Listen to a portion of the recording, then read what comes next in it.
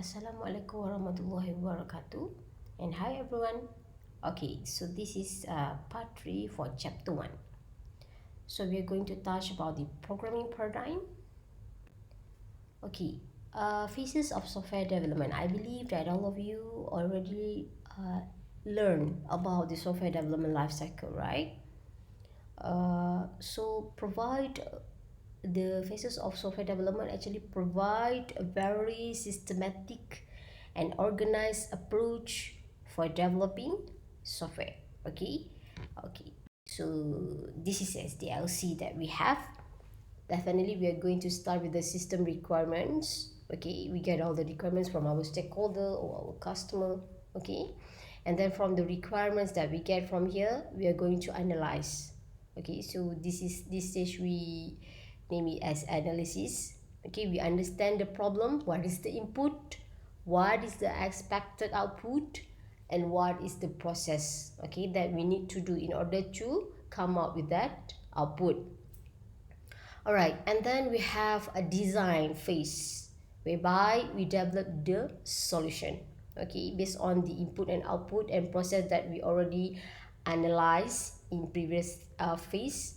So in design phase, we are going to structure the algorithm. We are going to develop the algorithm. Okay, maybe we are going to have the structure chart, the pseudocode, and also the flow chart.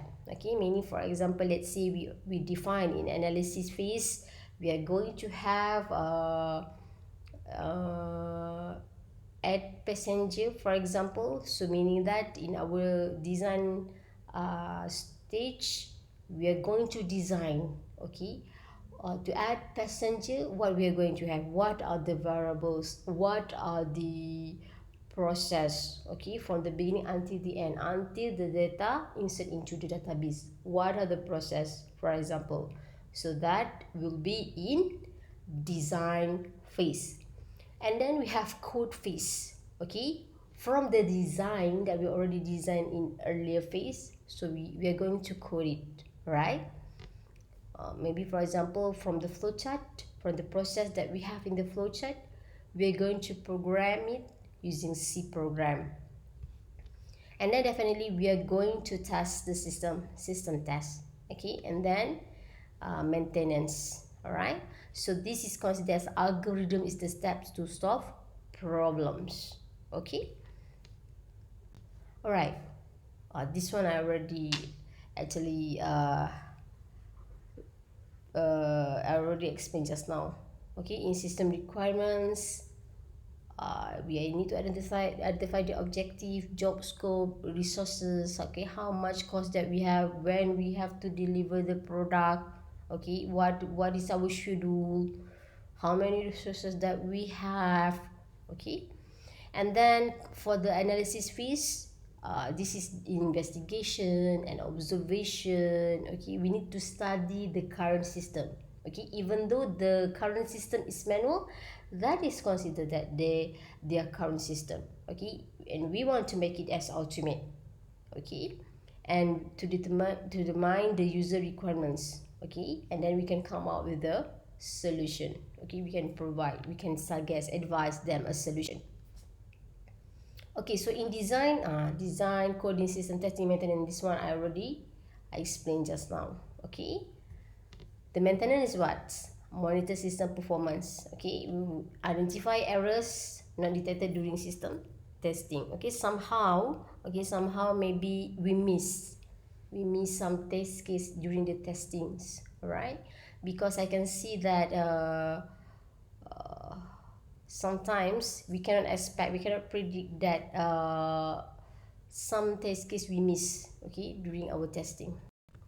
All right, for programming principle, okay, so basically there are 7 key issues in programming: modularity, style, modifiability, ease of use, fail-safe programming, debugging, and testing. Okay, the first one is modularity. All right, in terms of what? Constructing programs from small or large models. So meaning that we have separate modules. Okay, we have separate modules and we separate it. And then we have a debugging program. Task of debugging large program is reduced to small modular program. Okay, because basically when we talk about the modularity, uh, we are separating programs into separate functional units, okay, or modules, and sometimes it will call by one another as needed. So with modularity, the reading programs become easier to understand compared to large program. Okay, and then we can also eliminating redundant code, right? By calling the modules, we'll avoid the same code to be written multiple times. So these are the example of redundant code. So we can see here that this one is actually, we can summarize it into this one. Okay, actually, uh, maybe around 3 years ago, okay, based on my experience, I went to one of the government agency, okay. So they asked me to try to uh, figure out, okay, try to figure out if they are using the function point, okay, how effective the function point, okay, because they want to implement the function point in their agency. Okay, so I can see here that the expert programmer, for the expert programmer, because one of the elements in function points to calculate how much resources that they have, okay, but function point is actually, the calculation is by human, not using any tools or what so on. All right, so basically one of the factor is we want to calculate how many resources that we have in order to deliver that product. So we can see that from our analysis, we can see that for the expert programmer, they can come up with this solution, okay, but for the beginner, this one, but actually the output is the same, okay, the output is the same, but because this one is the expert, okay, they can know how to reduce this complex of to program, to reduce the complexity of the program. Okay, so the second one is in terms of style. Okay, the first one, use of private data members. Okay, so we had data members from modules. The second one's proper use of reference arguments. So it will be easy to pass by value or pass by reference. Okay, and then proper use of methods to reduce coupling. This one is also important. Okay, and then number 4, avoidance of global variable in modules. Okay, using through encapsulation. And then we need to have error handling to handle invalid input. Okay, action need to be taken. Okay, and then we have readability, okay, meaning that the code is easy to follow. So let's say Ali is already designed from that company, okay, so the new person, okay, that will in charge his module, so based on whatever his code, so the new stuff can easy to understand, right? And then we need to have the documentation, of course. Okay, again, if someone uh, got from that company, so the other person can take over, right? Very easy to take over that one. Okay, and then in terms of modifiability, okay, the program need to change after each iterations. So it require program to be written in a way that is easy to modify. Okay, that's why we say that we need to standardize the variables, the name of the functions, right? We need to put comments, okay, when we code some things. Okay, so the modifiability is easier through the use of name constants. So this, for example, name constants, and also for the type def statement, right? Okay, and then in terms of ease of use, in an interactive environment, the program should prompt the user for input in a clear manner. So a program should always echo its input, and then the output should be well labeled and easy to read. Okay, and then fail-safe programming. Okay, this will perform reasonably no matter how anyone uses it. Okay, we need to test for invalid input data and also program logic errors.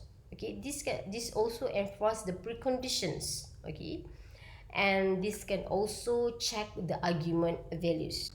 So this is an example of the precondition. For example, always we state that x must be greater or equal to 0. Okay, but for the post condition, returns the square root of x, the value. So this is the difference between the precondition and post condition. For the precondition, for example here, precondition x must be greater or equal to 0, must be true. Okay, whenever the function is called by another. Okay. Okay, and then in terms of debugging, the programmer must systematically check a program's logic to find where an error occurs. So basically there are tools to use while debugging. Okay, we have a single, we will look into the error one by one. We have stepping, okay, meaning that we're going to set from line 1 until line 20, for example. And then we have watch. Normally for the C program we are using the watch. And then we have breakpoints also. Okay, cout statements mean that we print. Okay, let's say we want to see, let's say from line 1 until line 20. Okay, let's see that we already state that, okay, from line 1 to line 20 the output must print the maximum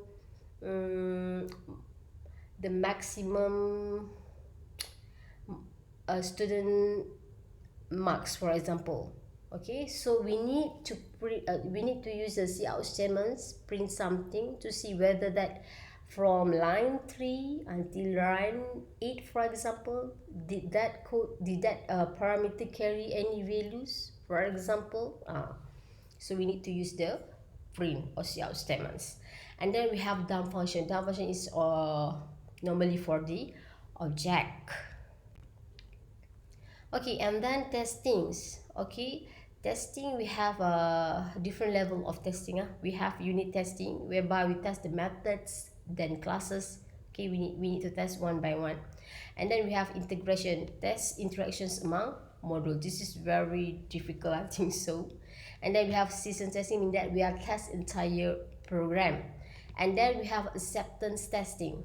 Okay, show that system complies with requirements. So let's say we say that, okay, the user need to meaning that, for example, let's say to log into the system, okay, the password must consist of combinations of capital letter and number, for example. So that is one of the requirement, okay, for the acceptance testing. Alright, and then we also have types. We have a white box or glass box testing. Okay, test knowing the implementation, and we can also test all lines of codes. Okay, for example, we have decision branches, coverage, branch coverage. Okay, and then we have closed box. Okay, black box or functional testing. This one is test knowing only the specifications. Okay, we come to the conclusion already for chapter 1. So in this class we have learned about data structure and types of data structures. We already learned about the algorithm and its characteristics. What is an algorithm? Okay, what is characteristics? We have programming principle. Okay, we are talking about the SDLC also here. And then the last one is the knowledge given is to ensure that you are able to provide a good solution to problem solving. Okay, that's all for chapter 1. Thank you.